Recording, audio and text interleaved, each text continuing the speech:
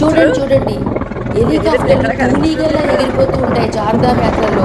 గంగోత్రి, యమునోత్రి, కేదార్నాథ్, బద్రీనాథ్ కొండల మధ్య వాలిపోతుంటాయి ఎగిరిపోతుంటాయి, వాలిపోతుంటాయి ఎగిరిపోతుంటాయి. దిగేవాళ్ళు గబగబా దిగిపోతారు, ఎక్కేవాళ్ళు గబగబా ఎగిరిపోతారు. చూడండి, ఈ హెలికాప్టర్ మళ్ళీ గంగోత్రి నుంచి బద్రీనాథ్ తీసుకెళ్ళాల్సి వచ్చింది. వెళ్ళి లోపల క్యాబిన్ ఎలా ఉందో, ఎంతమంది ఎక్కచ్చో అన్నీ చూద్దాం. పదండి, ఎక్కుదామా? హెలికాప్టర్ లోపల చక్కగా క్యాబిను గుండ్రంగా ఉంది.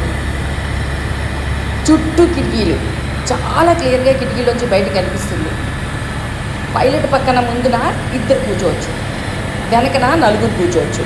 అంటే పైలట్తో పాటు మొత్తం 7 అందులో ట్రావెల్ చేస్తారు. పైలట్ మంచివాడై మన ఇంట్రెస్ట్ చూపిస్తే చక్కగా మనకు అన్ని కిటికీలోంచి ఎక్స్ప్లెయిన్ చేస్తూ ఉంటాడు. మన చెవుల దగ్గర పెట్టుకుంటాం కదా, ఆయన చెప్పి మనకు చాలా క్లియర్గా అనిపిస్తుంది. అయితే మనం ఎవరైనా తగ్గేమనుకోండి, పక్క వాళ్ళకి ఉరుముల్లా వినిపిస్తాయి. పైలట్ గారు చెప్పారు, ఓం పర్వతం చూపించారు, నందా హిల్స్ చూపించారు, అలాగే ఆది కైలాష్ పర్వతం అన్నీ చూపించారు. ఆయన చెప్పిన దాని ప్రకారం కేదార్ నుంచి వచ్చే అలకనంద, బద్రీనాథ్ నుంచి ప్రవహించే దౌలత్ గంగా, ఈ 2 విష్ణు ప్రయాగలో కలుస్తాయి. ఈ రెండింటిని బద్రీమానా విలేజ్లో అంతర్వాహినై సరస్వతి నది కలిసి అంతర్ధానం అయిపోతుంది. ఈ 3 గంగోత్రి నుంచి వచ్చే మందాకిని నది రుద్రప్రయాగలో కలుస్తుంది.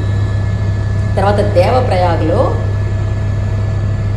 భాగీరథి నది, అది కూడా గంగోత్రి నుంచి వచ్చింది, కలుస్తుంది.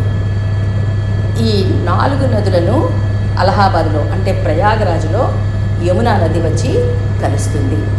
మొత్తం మీద యమునా నది, భాగీరథి, అల్కనంద, మందాకిని, సరస్వతి ఈ 5 కలిసి గంగా నదిగా కాశీలో ప్రవహిస్తుంది.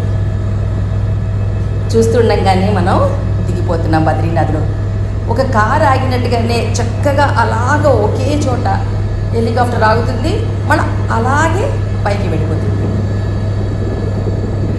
మొత్తం ట్రిప్ అంతా హెలికాప్టర్లోనే రోజుకి ఒక్కొక్క ధామ్ చూసుకుంటూ 4 రోజుల్లో 4 ధామ్లు పూర్తి చేసేసాం.